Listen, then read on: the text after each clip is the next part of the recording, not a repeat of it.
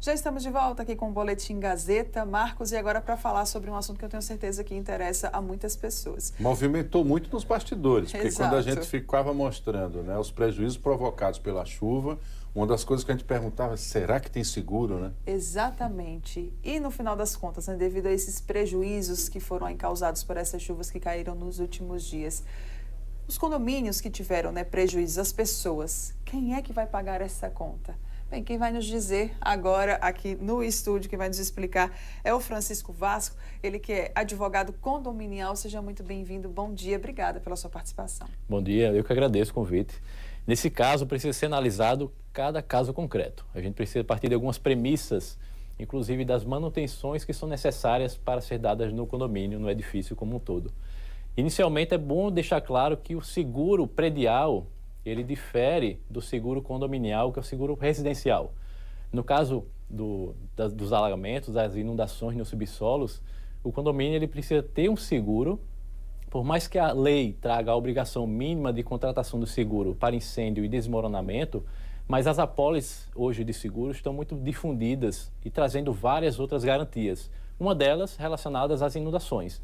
Agora, é claro, se o condomínio de alguma forma não deu as manutenções necessárias, o síndico não zelou por aquele ambiente, o seguro certamente vai criar obstáculos para fazer o aporte de ressarcimento. Mas, em regra, tendo o seguro e tendo essa cobertura, o seguro vai fazer sim a compensação.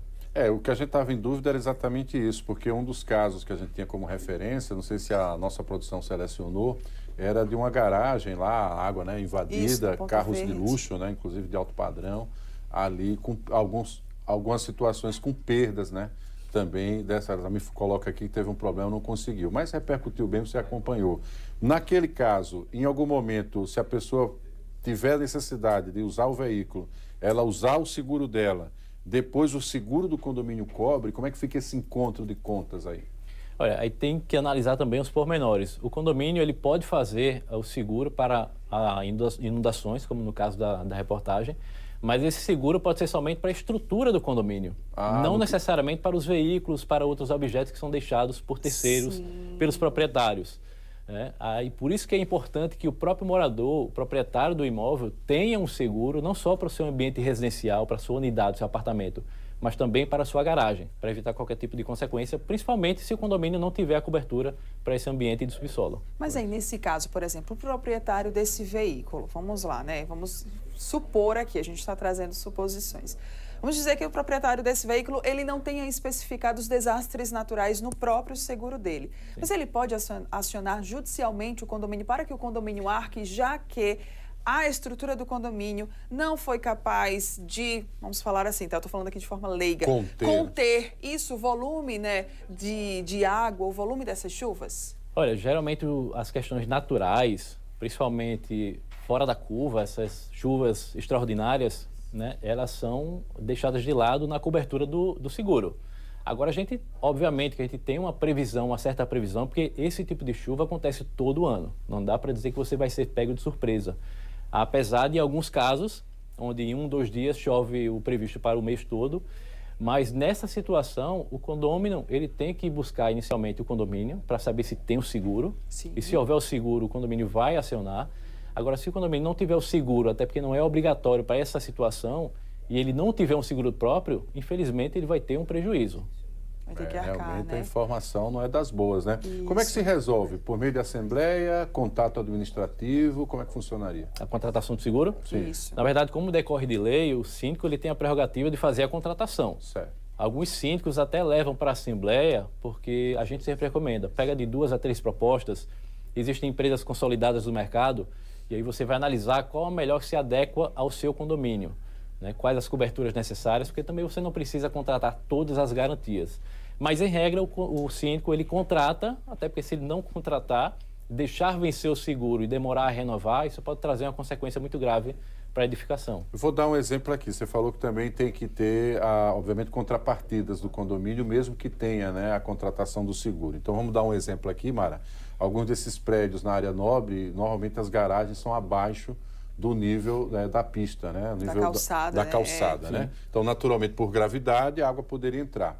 Aí, digamos que seria a responsabilidade do condomínio ter uma bomba para fazer essa retirada. E aí, de certa maneira, a manutenção dessa bomba, ela se confirmou lá como algo que não tinha. Quando foi a outra manutenção, não tinha. Esse é um caso em que o condomínio foi omisso em ter feito a sua contrapartida, é isso? Com toda certeza. Independente da questão do seguro, o condomínio ele precisa fazer as manutenções. Isso decorre da lei, do síndico ter a obrigação de zelar e manter as áreas comuns da melhor forma possível. Conseguimos as imagens. Veja que a gente tem carros de alto padrão, em alguns casos todos com chamadas centrais elétricas, né? A maioria desses carros hoje tem isso. Tinha um de mais alto valor ainda, que era um importado, um BMW, e que também teria sido afetado. Então, é esse cenário que a gente está falando e fazendo para você que está em casa, tem uma discussão, né, de saber qual é a condição do seu condomínio em relação à questão do seguro. E o que falou aqui o doutor Francisco, saber se o condomínio faz a sua parte no tocante à própria estrutura. A grosso modo, o que é que a gente pode fazer uma leitura dessa imagem, doutor? Veja só, eu não sou engenheiro, mas o condomínio também precisa estar em dia com as inspeções prediais. Sim. Esse muro aqui pode ter caído por N fatores. Pode ser falta de manutenção, pode ser falta de uma inspeção e de um plano de manutenção predial, como pode ser pelo volume das águas, né? Tem situações que fogem à normalidade. E aí por isso que é importante ter, primeiramente, as manutenções realizadas e, no segundo momento, analisar se fugiu à normalidade esse tipo de situação para acionar o seguro. O seguro, obviamente, vai fazer a sua investigação própria para dizer se vai liberar ou não aquela verba. A gente viu que algumas pessoas até retiraram seus carros, né, com Isso. guincho e tal. Não sei se por iniciativa própria, enfim. Mas para algo assim, por exemplo, tem que ser feita uma perícia com esse cenário, é isso? O ideal é que deixe a água baixar. Óbvio que ninguém vai querer esperar se tiver condições de retirar o veículo. Acredito que todos nós, né, faríamos a mesma coisa. Retiraremos, até porque existem as câmeras no subsolo que registram e vão dizer que de fato aquele veículo estava lá. As marcas de água, quando a água inclusive entra no veículo, vai estar lá também consolidado. Então tudo isso vai ser analisado no momento de eventuais provas para obter esse seguro.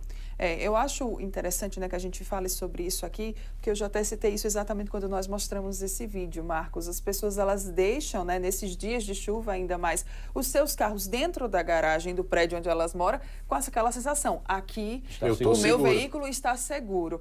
Você, como advogado condominial, o que é que você indica nesses momentos? É realmente se preparar, se possível já deixar ali bem esclarecido no seguro, né? Ficar realmente fazendo todas as manutenções que forem necessárias, até para que o próprio condomínio ele também, né, esteja ali, exatamente, se resguardando. O ideal é que o síndico cumpra a sua competência, né, que é de fazer a fiscalização e a manutenção das áreas comuns. Aos condôminos, também não é simplesmente sentar na poltrona e aguardar o que vai acontecer. É cobrar do síndico para saber se de fato ele está fazendo as manutenções, saber se contratou o seguro. Você, como proprietário, contrate um seguro também, para não se confiar apenas no seguro do condomínio, porque o condomínio, mesmo contratando o seguro para essas ocasiões, o seguro pode não ter uma cobertura suficiente para cobrir todos os veículos, principalmente em casas em que tem veículos de alto valor financeiro.